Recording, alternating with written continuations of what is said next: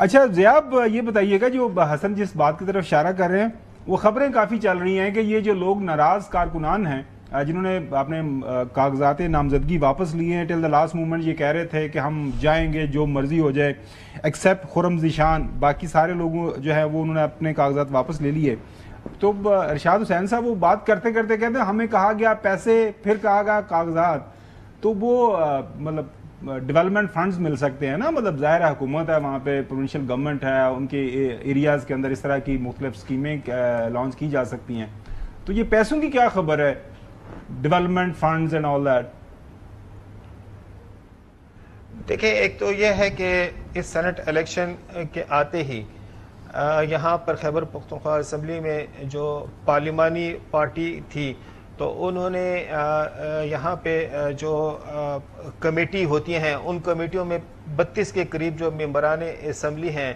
تو ان کو ان کمیٹیوں کا ہیڈ بنا دیا، جس کے تھوڑے بہت پرسنٹ پریویلیجز ہوتے ہیں. اس سے پہلے تو وہ نہیں تھے. تو اور ساتھ ہی جو ہے تو یہ جو لسٹ کی بات، جو لسٹ ہم نے جو پی ٹی آئی کے لوگوں سے سنا ہے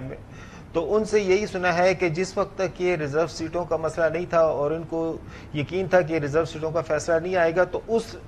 اس حساب سے جو ہے تو ان کو ٹکٹ الاٹ کیے گئے تھے. اور پی ٹی آئی کو جیسے کہ کل علی امین گنڈاپور نے بھی یہ کہا ہے کہ ہم جو ہے تو ایکسپیکٹ کر رہے تھے کہ 8-3 کے ساتھ جو ہے تو ہم یہ الیکشن جیتیں گے، لیکن جب ریزرو سیٹوں کا فیصلہ آ گیا اور اس میں جو ہے تو خواتین آ گئیں تو پھر ہمیں اپنی ان 2 سیٹیں جو ہے تو ان کو لوز کرنا پڑا. تو یہ اس وقت تک تو ان کو یہ کہا گیا تھا کہ یہ کر سکتے ہیں. دوسری طرف سے یہ ہے کہ چونکہ اس وقت حکومت ہے، یقیناً ایسی بات نہیں ہے، چمک جو ہے تو وہ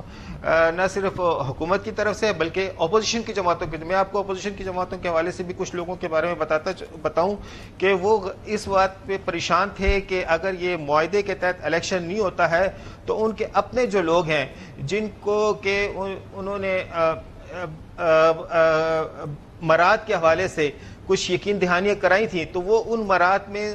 وہ سمجھ رہے تھے کہ شاید اس میں کچھ اضافہ بھی ہو سکتا ہے. اس لیے وہ ایک تو چاہ رہے تھے کہ ان اپوز ہو جائے اور پھر ان اپوز بھی نہیں ہوا تو بالکل صحیح ایک بات کرنا الیکشن ہوا ہے. دیکھیں دونوں طرف سے جو ہے تو دیکھیں اس میں تو سب سے زیادہ جو کامیاب رہی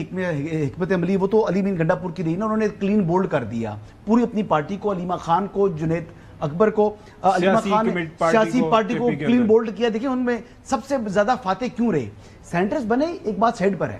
اگر کوئی ایک سیٹ کا بھی اپسیٹ ہو جاتا